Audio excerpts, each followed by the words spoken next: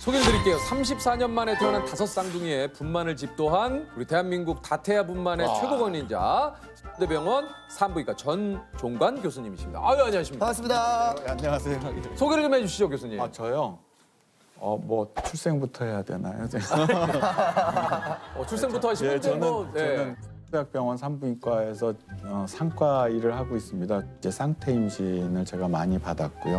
다섯 쌍둥이 아기들을 제가 받았죠. 그러니까 이거 얼마 전에 기사를 통해서 봤거든요. 예. 국내에서 34년 만에 다섯 쌍둥이가 탄생했습니다. 이 아이가 다섯째입니다.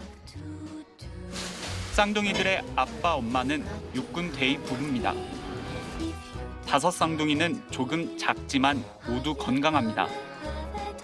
이게 이제 다섯 쌍둥이가 세계적으로 봐도 굉장히 좀 이렇게 흔한 일은 아니라고요. 아주 드뭅니다. 네. 이제 저도 처음 다섯 쌍둥이는 받았고요. 네 쌍둥이도 사실 굉장히 드물고요. 그러니까요. 네 쌍둥이는 제가 지금까지 한 8명?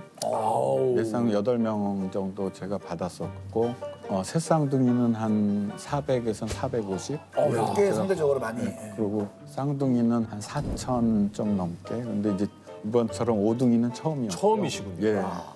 아니 이게 사실 그 분만 당시 상황도 좀 굉장히 좀 다급했을 것 같아요. 좀 예. 상황이 어떠셨는지. 다급했습니다. 지금 5명 아기가 잘 있는데 얘들이 다들 건강하게 잘 태어날 수 있을지 아니면 그중에서 한두 명이 또 잘못될 수 있을지 그거에 대해서 불안했었고요. 얘가 언제 나올지 모르니까 병상을 비워둬야 된다. 그래서 이제 중환자실은 비워두기 시작하고 있었습니다. 그러셨군요. 이게 이제 병원의 의료진이 다 총출동을 하셨다고 얘기 들었어요. 5명이면 5, 4, 20해서 일단 20명이고요. 엄마 수술하는 사람 하면 25명. 굉장히 복잡한 상황에서 아기가 났습니다. 이야.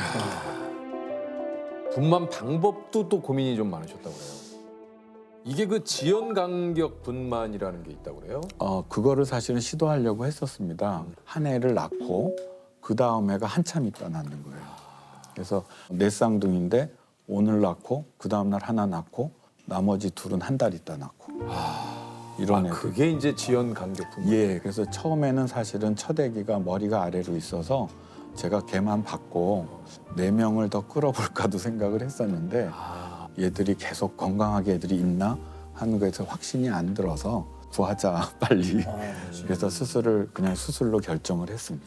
혹시 어떻게 되나요? 공주님, 왕자님 몇 명? 1, 2, 3, 4가 딸이고요. 오. 5번째 난 애가 아들이었습니다.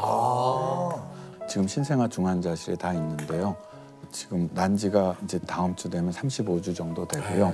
그래서 잘 큰 애는 2kg가 넘었고요. 제일 작은 애가 이제 1.6kg입니다. 제일 작은 애. 예, 제일 작은 애. 그래서 애들이 다 장기나 이런 데도 큰 문제 없이 아유, 다행이네요. 잘 크고 있습니다. 다행.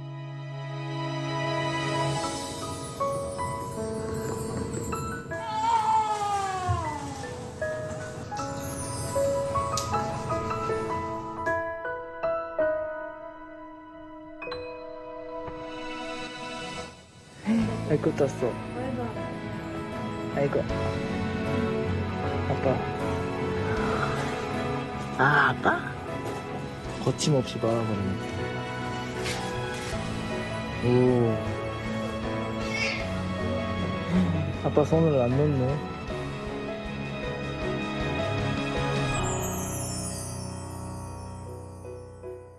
산부인과 중에서도 특히 산과가 힘든 과로 좀 소문이 난다고 그래요. 예. 일단 아기는 언제 나올지 모르고요.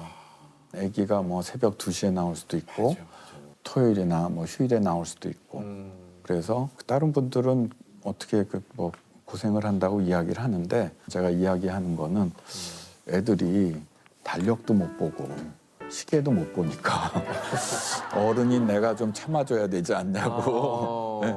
사실은 저도 뭐 새벽에 뭐 3시 정도에 병원에서 전화 오면 한참 자다가 한숨 한번 푹 쉬죠. 그렇죠. 어쩔 수 없죠. 이게 뭐 일단 한숨 그러니까 한번 푹 쉬려고. 네. 나가기 위한 어떤 단계죠, 그게. 네, 그래서 시동 거는 거죠, 네. 딱 하고 저는 기본적으로 저한테 진료를 보는 모든 임신부랑 가족들한테 사실은 감사합니다. 그러니까 사실은 산부인과 의사가 저만 아니잖아요. 산과 의사가 저만 아닌데 어떻게 이렇게 멀리 여기까지 오셨을까 하는 생각도 사실은 들고요. 그래서 엄마랑 이제 저희는 임신 기간 중에 뭐 10번에서 15번 정도 짧은 기간 동안 만나기 때문에 누구 하면은 사실 기억이 꽤 나거든요. 그래서 그 엄마가 지금 아기 받는다고 생각을 하면 한번 한숨 푹 쉬고 아유 그래도 나가야 되겠다. 그러고 이제 아기를 받는 거고요. 그래서 산과가 그게 좋은 것 같아요. 아기만 받으면 엄마들이 다 고마워하더라고요. 그래서 딴 거 잘 못해도 아기를 그 시간에 맞춰주면 그 정도는 할 수 있지 않을까 저는 그렇게 생각합니다. 근데 그 쌍둥이 저는 궁금한 게요. 예. 뭐 1분 형, 예. 2분 동생. 예. 근데 누군가는 먼저 착상을 한 게 형이다. 그렇지 않습니다. 나오는 게 나오는 거죠. 무조건. 순서입니다. 쌍둥이는 그래도 괜찮은데 삼둥이를 수술해서 낳을 땐 좀 고민될 때가 있어요.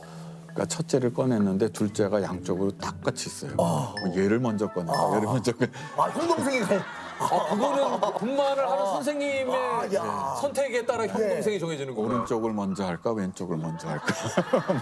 평생 가는 거잖아요, 사실. 수술할 경우는 누가 둘째였어 하고 물어보는 게 산전에 초음파 볼 때 우리가 둘째로 봤던 애를 꺼내야 누가 둘째였어 하고 물어볼 때가 종종 있습니다.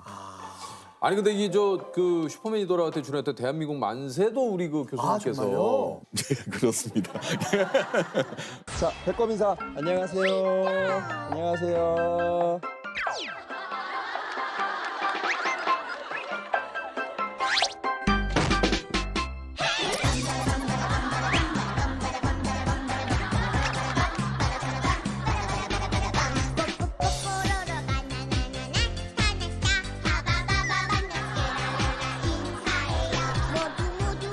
이게 근데 최근에 근황이 공개됐는데 벌써 10살이 됐어요 우리 삼둥이가. 예.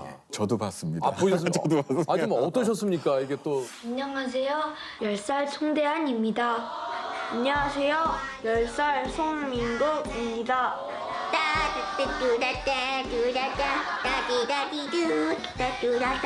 안녕하세요. 성만세 10살 성만세. 안녕하세요. 10살 성만세입니다. 애들이 이제 다 커서 이렇게 하니까 너무 대견하고 네. 그래서 내가 참 산부인과 의사로서 그래도 좋은 일을 하는구나. 저희가 스리 특집이라고 해가지고 그 산부인과 레지던트 남궁혜륜 선생님을 만난 적이 있어요. 예. 아유 안녕하세요 선생님. 산부인과 3년차 남궁혜륜이라고 합니다. 남궁혜륜 선생님이시군요. 잘한다. 역시 이게.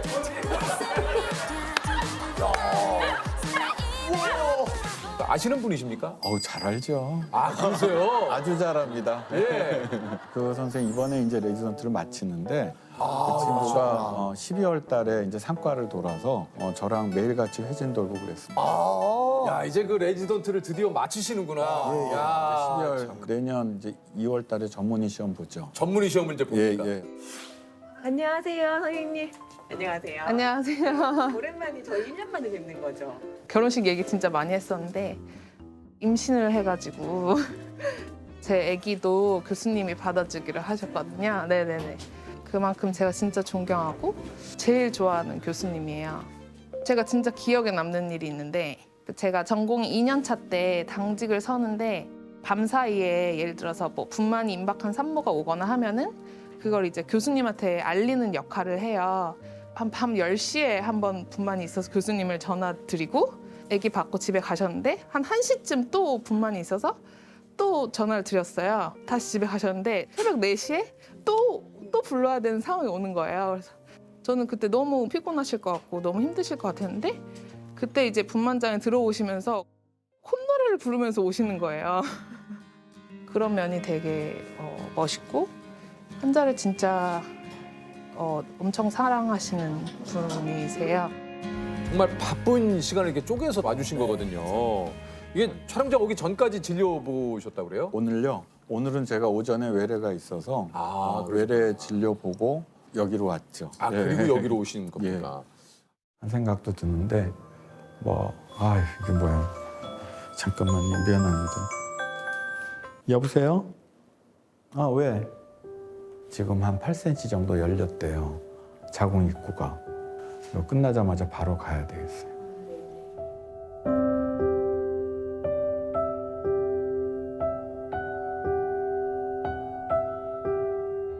이제 산모분하고 이제 우리 그 의사 선생님하고 서로 그 끈끈한 정이 좀 많이 쌓일 것 같아요.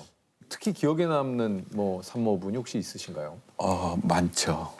많은데 사실은 제가 이제 이렇게 의사를 하다가 보면 정말 힘들었지만 아기를 잘 낳고 간. 그래서 엄마도 아기도 건강하고 하면은 엄마들한테는 좀 미안하지만 그래도 빨리 잊혀지는 것 같아요. 그런데 엄마가 큰 사고를 당했거나 그런 엄마들은 잊혀지지가 않아요. 아기를 잘 낳고 조금 안 좋긴 했는데 맥박만 좀 빠르고 그래서 CT를 찍으러 CT실에 갔는데 거기서 갑자기 혈압이 정상이 되고 맥박도 정상으로 돌아왔어요. 숨 쉬는 게 불편하지가 않다는 거예요. 그 전까지는 숨이 조금 불편했거든요. 가빴었는데 임신부하고 농담도 했어요. 그래서 엄마 때문에 집에 못 갈 줄 알았는데 갈 수 있겠어 하고 이야기를 했는데 그러고 나서 산모가 30분 있다 사망했어요. 그래서 참 저도 이해가 안 되고 그래서 분만을 접는 의사가 많죠. 그거 직접 겪어보지 않으면 그 얼마나 괴로운지 몰라요. 의사 입장에서도. 그런 일이 생기면 다른 일을 할 수가 없어요. 저는 빚을 갚자고 생각했어요. 그래서 한 명이라도 더 살릴 수 있으면 더 살려야 되겠다 하는 그런 생각으로 다시 시작을 하죠. 그렇지만 잊혀지진 않아요. 제가 죽을 때까지는 아마 기억에 남고 가야죠. 그런 부분들은. 출산 과정에서 정말 기적 같은 일도 일어나는 산모분들도 굉장히 많으시다고 들었어요. 많죠. 예. 쌍둥이인데 17주에 양수가 터졌어요. 아이고야. 그래서 첫째가 양수가 하나도 없어요. 아이고 어떻게 해요?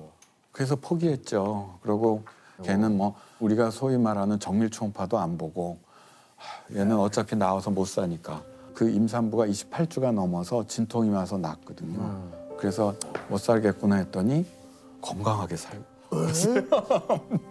건강하게 살았어요. 그리고 양수가 없는데요? 양수가 전혀 없는 상태에서 임신 17주부터 28주까지 했는데 한 10년 전인가 애가 국민학생이라 그러면서 사진을 제가 보내온 게 있거든요. 생일 케이크 앞에서 아들, 딸인데 이렇게 앉아있는 모습을 보고 우리가 산부인과 의사면은 생명이라면 포기하지 않아야 되겠구나 하고 저희가 그다음부터 그런 애들은 양수가 아무리 일찍 터졌더라도 어떤 애기라도 포기하지 말자. 그래서 낳은 애기들이 그 이후에도 꽤 있습니다. 참 진짜 또 임신을 하고 계신 많은 또 산모분들이 계시지 않습니까? 혹시 좀 해주고 싶은 얘기 있으십니까? 임신 과정이라는 것 자체가 굉장히 힘듭니다. 그러니까요, 진짜. 굉장히 맞아요. 힘듭니다. 임신 30주 넘어가면 이렇게 힘드냐 그래요. 그럼 제가 엄마 몰라야지 임신하지. 알고는 못하는 게 임신이라고 그렇게 이야기를 합니다. 배가 수시로 뭉치고 딱딱해지고 빠질 것 같고 또 몸은 왜 이렇게 가려운 건지. 맞아요. 이제 임신한 여성이죠. 여성을 볼 때 많은 사람들이 산모를 보지 않고 아기를 봐요. 이걸 먹으면 아기한테 도움이 될까? 해로울까? 그런데 많은 경우에 제가 이야기를 들어보면 근거가 없어요. 그러니까 대표적인 것 중에서 하나가 뭐 안정이에요. 그래서 아무것도 하지 말라 그래요. 제가 보면 제일 안 좋은 게 딱 그거예요. 그래요. 단태하거나 쌍태하거나 삼태하거나 사태하거나 안정 빼고 다 해도 된다 그러거든요. 근데 오히려 그 좀 안정을 하라는 게 이제 보통 제 생각에도 좀 이렇게 편안한 곳에서 그렇게 좀 있어야 되지 않을까. 그게 독이에요. 산모들이 많이 이야기하는 오해 중에서 하나가 안정기라는 게 있어요. 그러니까요. 뭐 임신 12주까지 안정기라고 안정기에. 그러는데 뱃속에서 잘못되는 전체를 보면 임신 12주까지 잘못된 애들이 80%예요. 12주부터 40주까지 잘못된 애들이 20%예요. 그러니까 12주까지 유산되는 애들이 많은 건 맞아요. 그렇지만 유산되래가 유산되는 거예요. 그러니까 엄마가 누워있더라도 유산되래는 되고 정말 매일같이 돌아다녀도 유산 안 되래는 안 되는 거예요. 그렇기 때문에 있는 거기 때문에. 유산이 많이 되는 거는 맞지만 그 시기를 안정해야 되는 시기는 아닌 거예요. 안정을 하면 나쁜 게 첫째, 몸이 나빠져요. 한 2주만 안정을 하면 근육이 빠져요. 그래서 말랑말랑해져요. 근데 임신부들은 원래 현저하게 위험이 높아요. 그런데 안정을 하면 혈전증의 위험이 높아져요. 그다음에 셋째, 삶의 질이 너무 떨어져요. 아니 임신부의 삶의 질을 왜 관심을 안 갖는 거예요? 임신부는 임신을 했기 때문에 누워 있어야 된다. 누워 있다고 조산이나 유산에 아무런 도움이 되지 않아요. 그럼 누구를 위해서 안정을 하는 거죠? 사모분들께 또 태교를 권하지 않는다고 그러세요? 근거가 없습니다. 그러니까 태교를 했을 때 정말 애들이 좋아지는지 그것에 대한 구체적인 증거가 없습니다. 그러니까 막연한 이야기죠. 또 하나 중요한 이유가 하나 있는데 일하는 여성들, 태교를 할 시간이 없는 여성들, 그런 여성들은 죄책감까지 갖게 돼요. 그 다음에 더 큰 문제는 아기가에서 이상이 생겼을 때 임신부가 태교를 못해서 생긴 거 아니냐 이런 식의 이야기를 할 수 있다는 거죠. 그게 아무런 과학적 근거가 없는 상태에서 엄마는 자기 일을 잘하면 그거로서 충분합니다. 엄마가 가정주부로서 그 일을 아니면 그 직장을 아기를 다니신다면 직장에 다니시면서 그렇죠. 그러니까 예? 얘기하시는 가정관 얘기하는 거예요. 가정관.